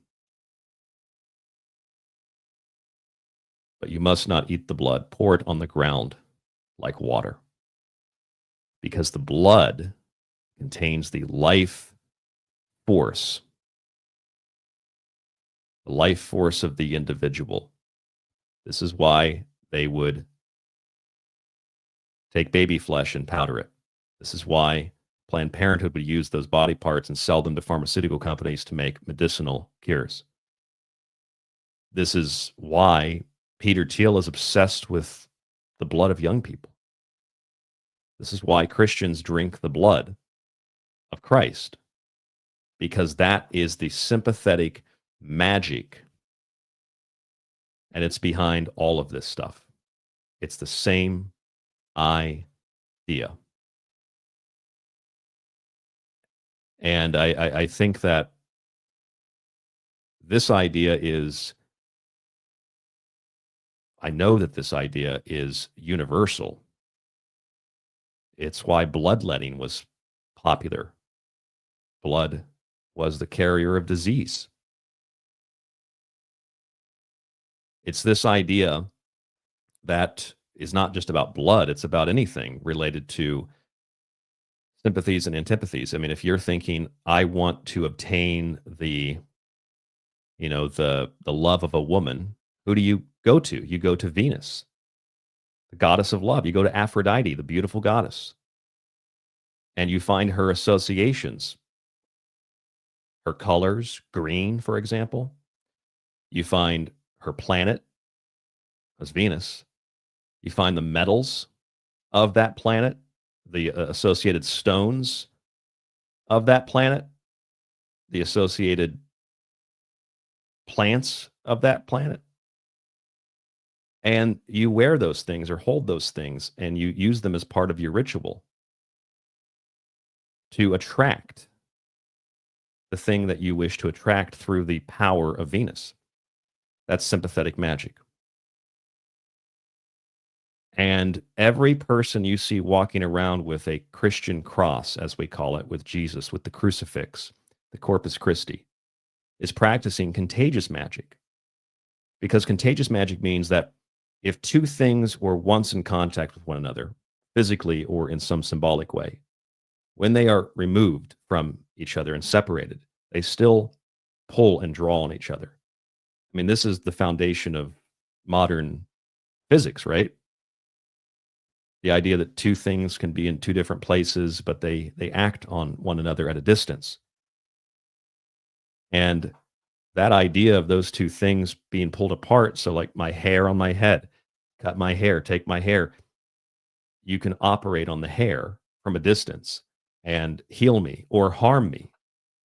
I'm not saying I believe that. I'm saying this is the idea of contagious magic. So if you have Jesus on a cross, a little crucifix, you hang that around your neck, that's contagious magic, because the cross and the crucified Savior is drawing on that image that you have in your mind, that you've seen in church, that you've seen or you read and you've seen in the movies. You saw, hundreds of buckets of blood and Jesus being beat down and beat to death by the movie The Passion of the Christ. That's your image that you have. And that's all contagious, if you will. That's what it's called. It's called contagious magic. That's all in that cross that you wear. So Christians practice magic every single day. The Christian cross is a contagious magical symbol. It is in sympathy with the suffering of Christ, the suffering of the Savior. The drinking of the blood, that's sympathetic magic. It's in sympathy with the blood that Jesus shed. The eating of the biscuit, the cracker, that is in sympathy with the body of Christ, the body that Christ descended into, and through that body and through the senses suffered and experienced all these horrible things to save you from your sins. Jesus is the ultimate chicken. He's the ultimate goat. Because all of the sins are dumped on Christ, and then he's crucified, which is, of course, a super universal symbol that is not exclusive to Christianity at all. And let me go back into the chat room here on YouTube.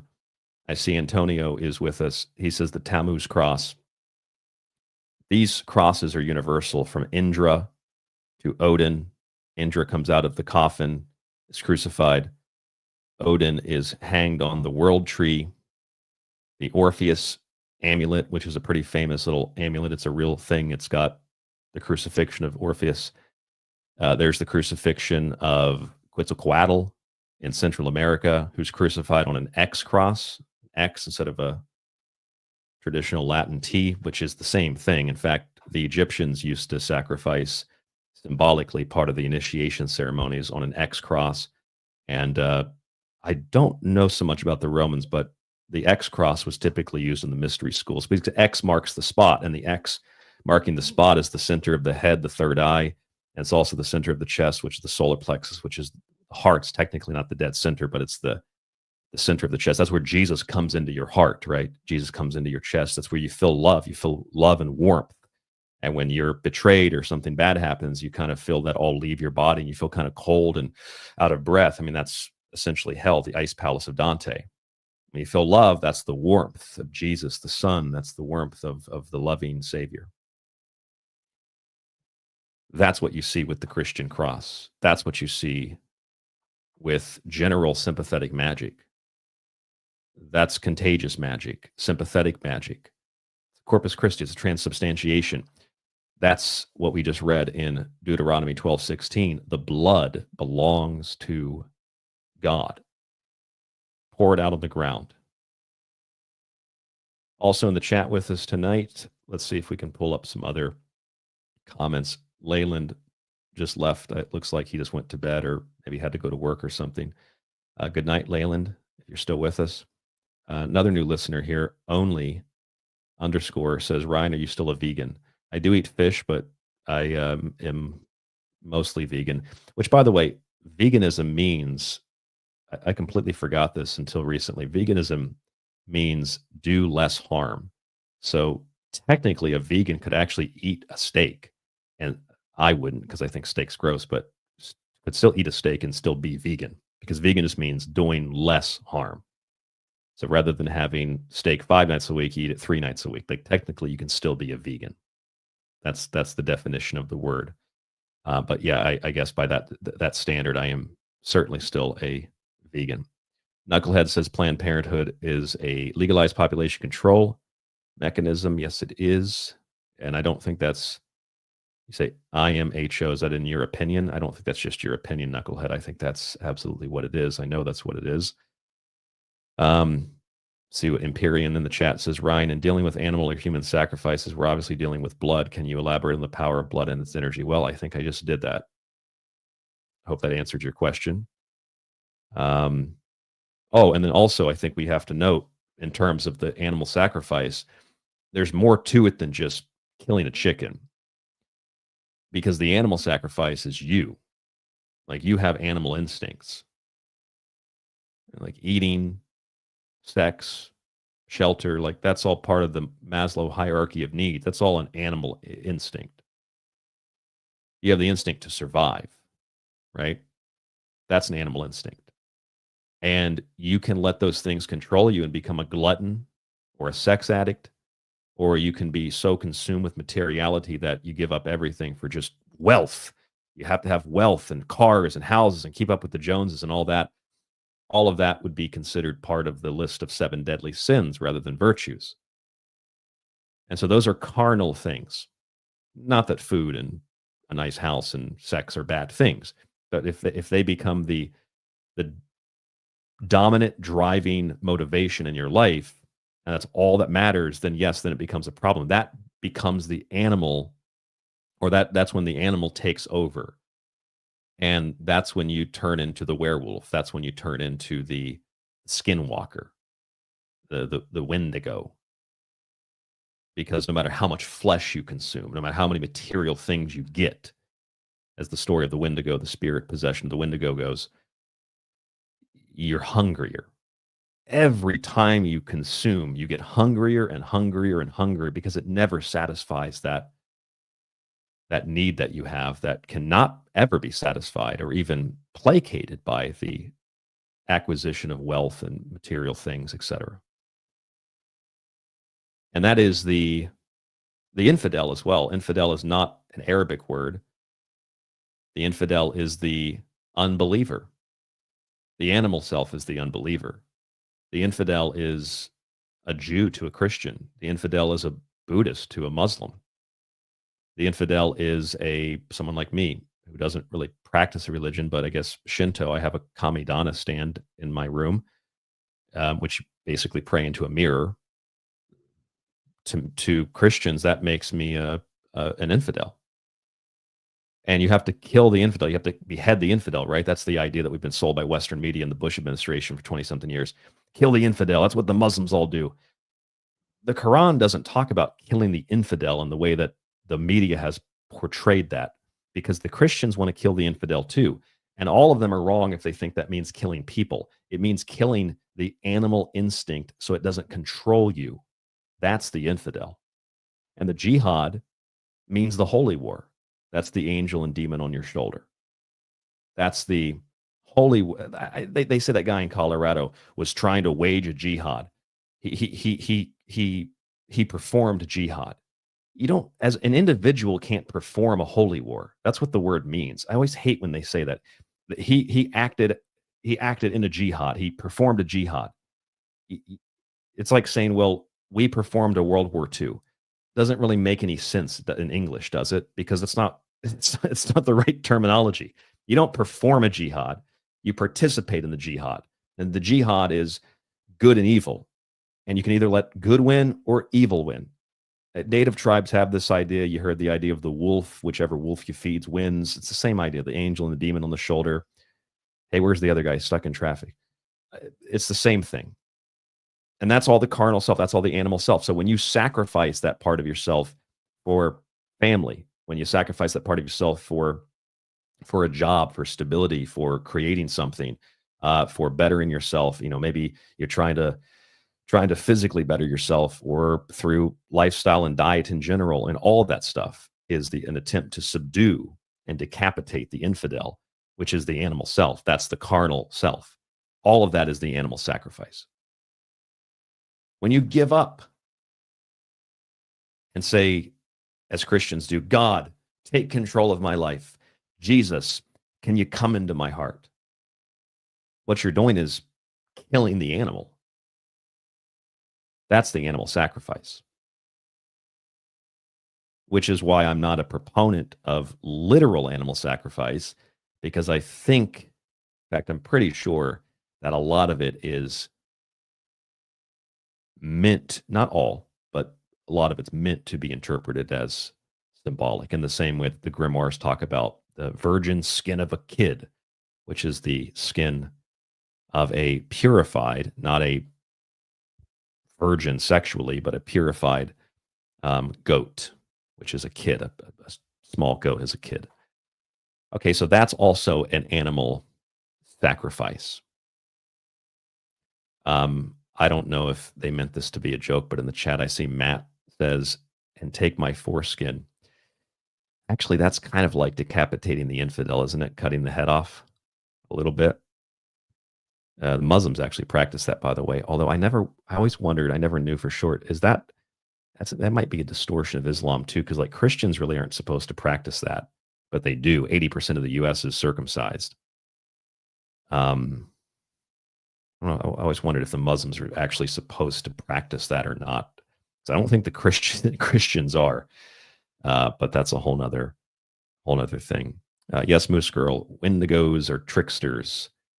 Yes, they are.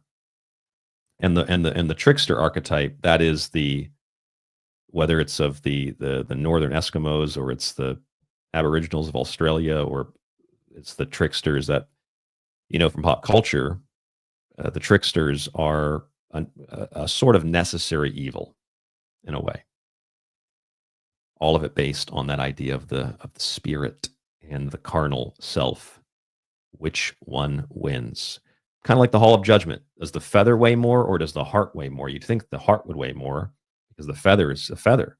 But the feather represents the soul and the heart represents what you desire physically. And if you desire a lot, which is the thing that happened in the Garden of Eden, desire, then the heart will certainly weigh more. But if you understand that it means desire and that you're not attached to this world and you've resurrected and been born again, then the heart is not as weightful because you're not wanting things in this world. The feather, the spirit weighs more, and then you're able to move past the Hall of Judgment, and that horrible beast, hippopotamus, crocodile, doesn't eat you, and you move on through the Hall of Judgment in Egypt. So let's go back to these stories about the powdered flesh and look at the history of medicinal uses of humans and their body and blood. Medicinal cannibalism. This was an interesting book that came out. I don't know, my God, it had to have been 10 years ago or so. But it's a book about how, and if you're watching, I'm sorry for all the pop-ups and the ads. Like, it doesn't matter if it's a small website, big website, everything is just ads. But this is about how the British royal family were actually big-time cannibals. And they dined on flesh and drank blood because they believed that it had medicinal qualities. Kind of like how Christians drink the blood of Christ because it gives them life, gives them the life force. It has spiritually medicinal qualities. That's a well-documented thing. Queen Victoria used to drink blood out of a skull. That's a well-documented thing. So that's like one example, but the history of using flesh or just using corpses in general, like a dead body, as medicine is a practice that is several hundred, if not several thousand years old. Now, we have to break some of this down. We have to understand that in some cultures that you might say are cannibalistic cultures, I don't want to go hang out with them. But a lot of those cultures believe, we're talking about tribes in the jungle, they don't necessarily eat the flesh just to eat the flesh. They don't eat bodies just to eat bodies. There will be kind of intertribal relationships where someone dies in this tribe over here on one side, and then the other tribe, not familially related, will consume a piece, like a small piece of the body, in order to preserve it and to preserve the soul in warmth and in a vessel rather than in the cold, hard ground that is the underworld underneath of this world. And I'm not practicing that, but I guess it makes sense from, again, a kind of sympathetic magic, from a kind of contagious magic. It makes sense. You eat a little bit and you save the soul from damnation. And a lot of these tribes would do that with other people that were not related because they understood that there would be diseases if they were to eat their own. And again, it was only certain parts because they also knew that other parts, like if you ate the brain, that probably wasn't good. I read a book on cannibalism a long time ago and was talking about that. And because, of course, probably the most famous cannibals are those of Papua New Guinea. And they have something that is a very, very popular disease called kuru, a rare and usually fatal neurodegenerative disease. And that's caused by what are considered infectious, although infection doesn't mean what we think it means either, just based on the dictionary definition. But it's about prions in your brain tissue. It's kind of like, what's the word, spongioencephalitis, or how do you say that with the mad cow disease? Kind of what it is. So people eat bodies for lots of reasons. You know, you might eat them because you're literally starving to death. You might eat them because there's a ritual purpose to have a tiny piece to save the soul of, you know, another tribal member, a family member, etc. They don't rot in the cold, hard ground. You might eat them for medicinal reasons because you're sick, and so you have someone that is young, and they give you some blood, and then you drink the blood, and that's supposed to cure you, which we've actually found in the modern day. That's actually a thing that, scientifically speaking, is real, as I showed you at the beginning of tonight's show from Stanford University. A lot of reasons people eat the body. And for people that are Christian, they eat it because it's the blood of Christ, and that blood of Christ has the life force of Christ, in the same way that it is believed traditionally these infant flesh capsules contain the life force of the baby. The same reason that Planned Parenthood sold body parts to pharmaceutical companies, because it's for medicinal reasons, ultimately. Let me go back to the chat room really quick and say hello to, hey, look, Troubled Minds is here. How you doing, buddy? Thank you for joining us. Some other listeners here. I think I saw some other new people in the chat. There's so many comments. It's kind of hard to do this and the show at the same time. But we'll welcome Troubled Minds. You can find Troubled Minds on X, and I've seen the show on X a couple of times. I'm sure you're still on Spreaker. And no, I will message you off air. My phone is not working because I'm in Japan. But you can, if you still have my number, you can find me on WhatsApp or email me or something. Yes. Okay, so I think that we have a pretty good understanding of blood and flesh and all of that stuff. Another listener asks, Ryan, what do you think about the concept of blood sacrifice for financial gains by elites?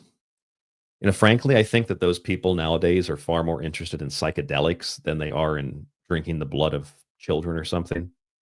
I think that's kind of like the old Illuminati. Although, as I showed you, Peter Thiel is still pretty damn interested openly and publicly about the blood from young people helping to rejuvenate him. But I think that they're more interested in psychedelics. They're more interested nowadays in ripping open the gateway to the other side, which, by the way, I have a show planned on this. You know that there's a Shiva statue at CERN, and they use Sanskrit and a few other languages in one of the CERN memorials they have. And reportedly, there used to even be tapestries or something inside the facility. I could never find dual verification of that were written in Sanskrit. But some of the artificial intelligence now that's been developed, some of these language models, some of these chatbots have started speaking without any other prompt in Sanskrit. So maybe these are not artificial intelligences. These are organic intelligences, and they're not from this dimension or from this terrestrial plane. Maybe they are the old ones or the old gods. Kind of like the names of the people that we talked about on last week's show. The names of people like Peter Thiel, the names of people like Larry Ellison, the names of people like Sam Altman. What do all their names mean? Ellison is the son of Elohim. Sam Altman is the cursing, perverted alterer of man based on the Talmudic Samael. His name also means I think it's something off the top of my head. It's something to the effect of the light of God, or I think it means though the old God, the old one. Like Sam Altman's name literally in Hebrew translates to the old one. Based on Hebrew translators I've used, it means the old one. I think that they're summoning the old ones. Let's put it that way. So I have a show planned on that for next week. Things are speaking in Sanskrit.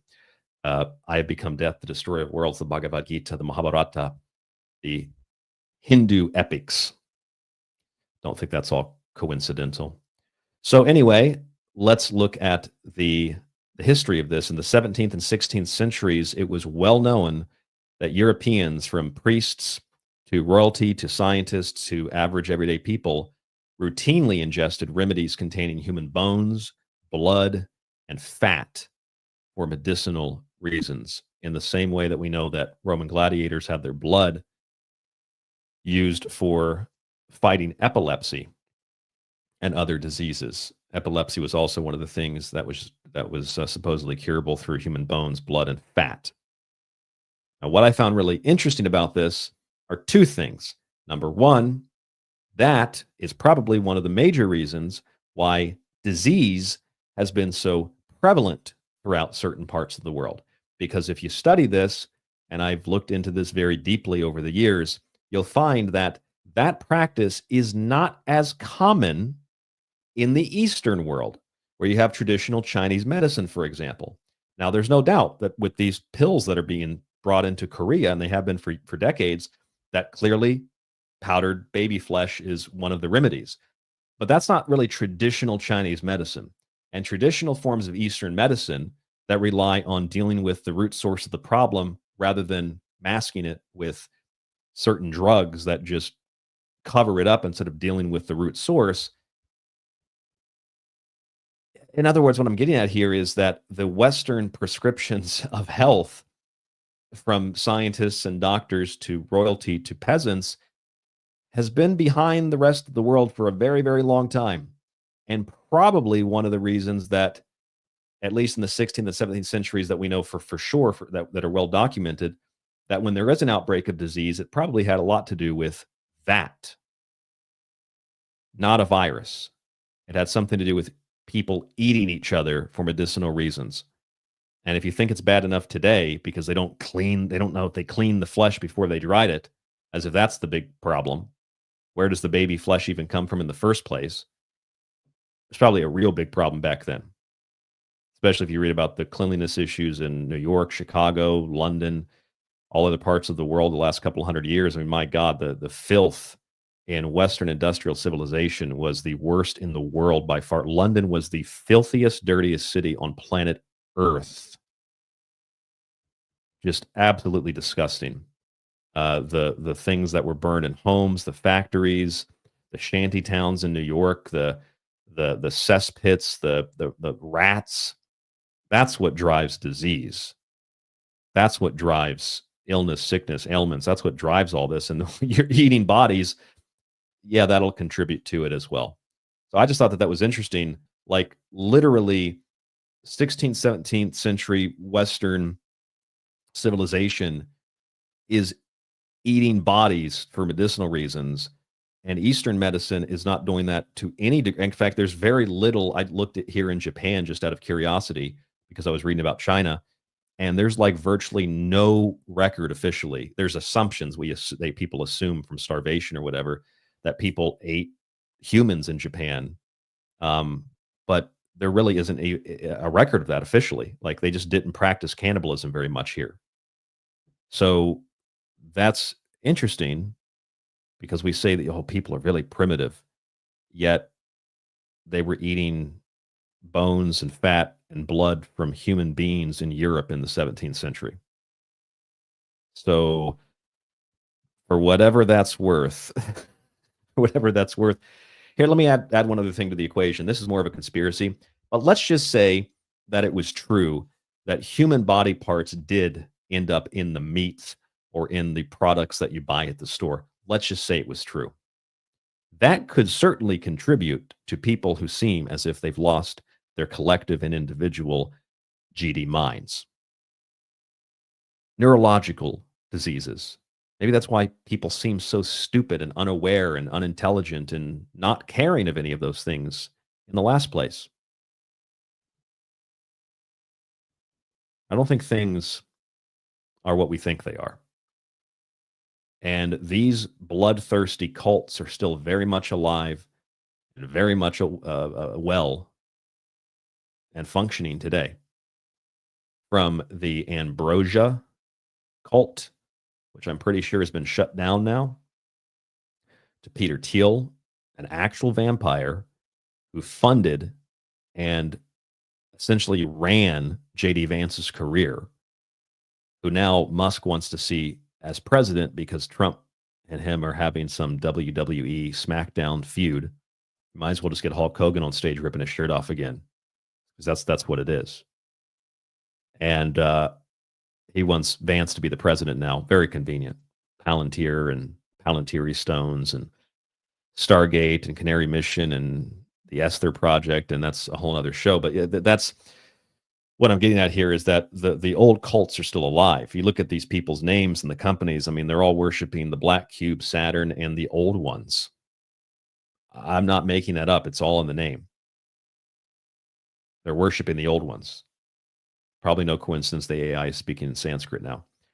So when you consider all that, you know, there is something to the idea of elites drinking blood. But yeah, the royals have done that. Peter Thiel's interested in it, but I don't think it's for the reasons like people imagine. Oh, they're in a basement beneath a pizza restaurant drinking the blood of children.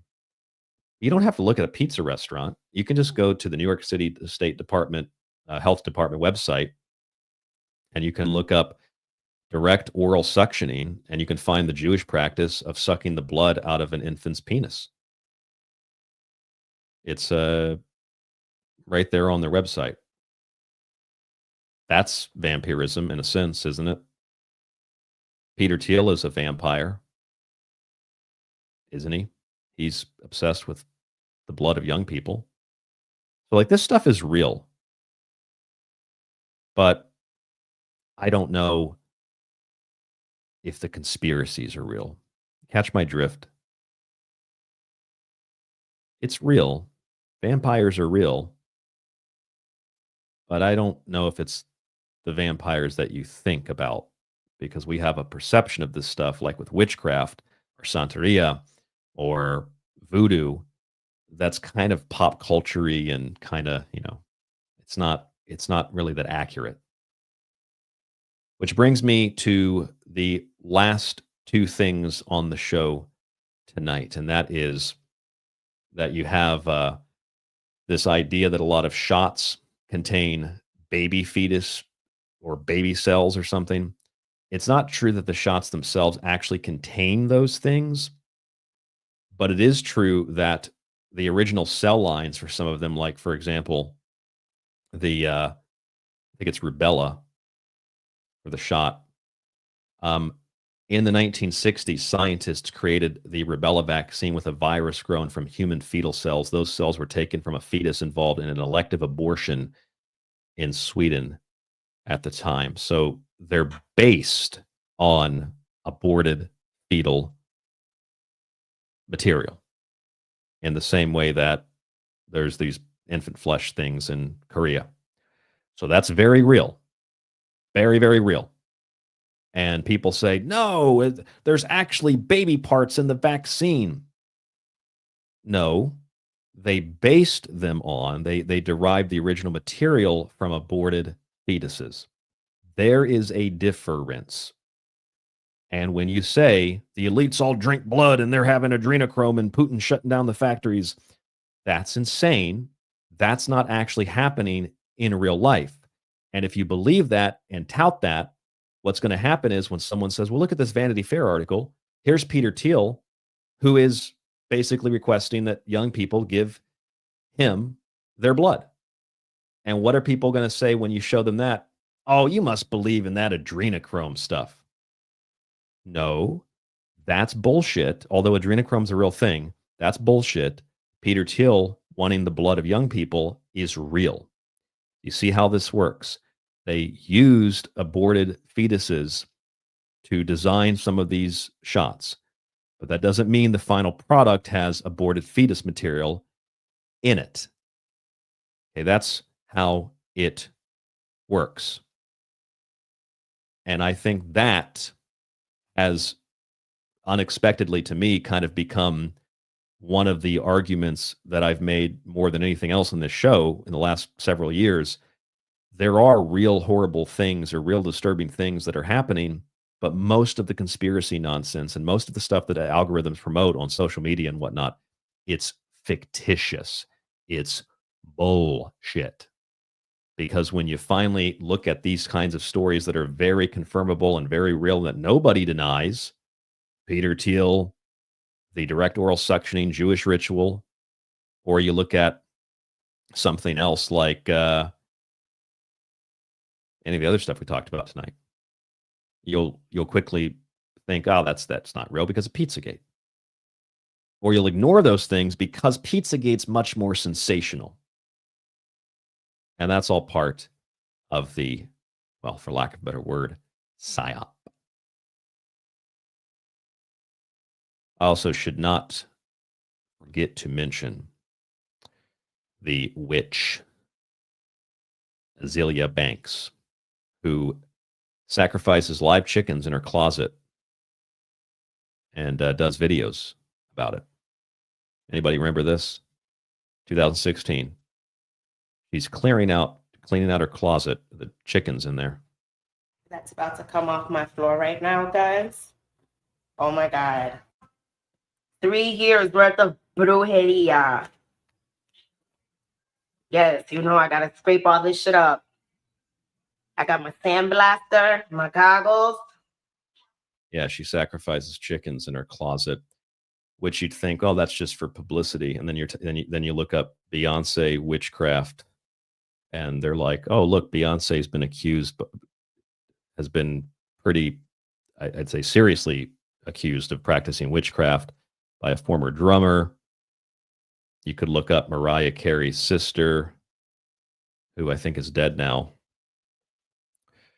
That says that their mom took them to rituals, and she was basically sacrificed probably for her sister's fame and power.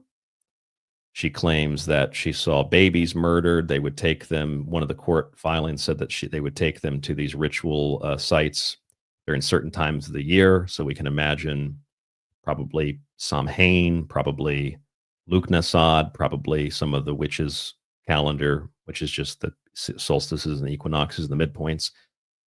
And then, of course, you can look up a long list of other cases that are really, really similar to that. I am debating right now in my head if I should continue and go another hour, because I do have some plans today, but maybe we could go another hour here. What do you guys think in the chat? What do you gals think in the chat? Go to a comment from Jackie. It's not a sacrifice unless you are looking, or rather losing, or giving something up. That's true. It is not a sacrifice unless you're giving something up, or you're giving something else up, or forcing something else to give it up. That's the sacrifice of the animal, or whatever it might be. All right, I think that we've covered quite a bit on the show tonight. I know some people want to go listen to another show. So thank you so much for tuning into The Secret Teachings. I'm Ryan Gable. TSTradio.info is the website. If you go to our website, you can subscribe to get access to the ad-free show. I'll keep this very brief and very short. The show airs Monday through Friday. The free archive is on the website, and there are links to all of the different platforms you can listen to the show on. Here's the website. This is the free archive. Download and stream all the shows Monday through Friday. Or if you'd like to get the advertisement-free version of those shows, you can subscribe. We have different subscription options. Subscribe and support the show that way. Or you can purchase one of my books like Occult Arcana, for example, and learn a little bit about some of the things we talked about tonight. tstradio.info. rdgable@yahoo.com is the email. Thank you, Sun Warrior. Great show, Ryan. I will re-listen in the TST show archives. Yes, please do that, because that supports us. And every time you do that, the numbers have been really great recently in regard to how many people have listened, even though the show is free on YouTube. If you continue to do that, I will continue to do Friday night live shows, because the numbers have been pretty good, even though the show is being given away for free here on Friday night. All right, last thing. I will look through these messages really quick. Thank you so much, Jim. Thank you, Moose. Thank you, Patriot Girl. Thank you, Cyber Sicilian. Mistos, I don't think I brought you up before. Thanks, as always, for these shows, Ryan. Be well, sir. You as well. You be well. I'm just one nut. Thank you, Matt. Thank you, Jackie. Thank you, Sunspots. Thank you, Mr. Neff is here as well. One thing to sacrifice chickens in your closet. Another thing, leave that crap rot in the closet. Yeah, exactly. She's not, Azealia Banks is not that bright. Oh, and then Troubled Minds. Thank you for being here as well. And everybody else in the chat, thank you for tuning in. Stay safe, stay informed, stay healthy. I know the music doesn't really come through very well for some reason on YouTube. but I'll play just a small amount here as I say my final goodbyes. Last comment in the chat, Altrusian Grace Media. Glad to have you back on YouTube on a regular basis. I finally get to watch, listen once in a while. Yep, and you can also listen Monday through Friday by the ways I just showed you. All right, thank you so much for tuning in. Stay safe, stay informed, stay healthy. And as always, I will talk to you on the next broadcast.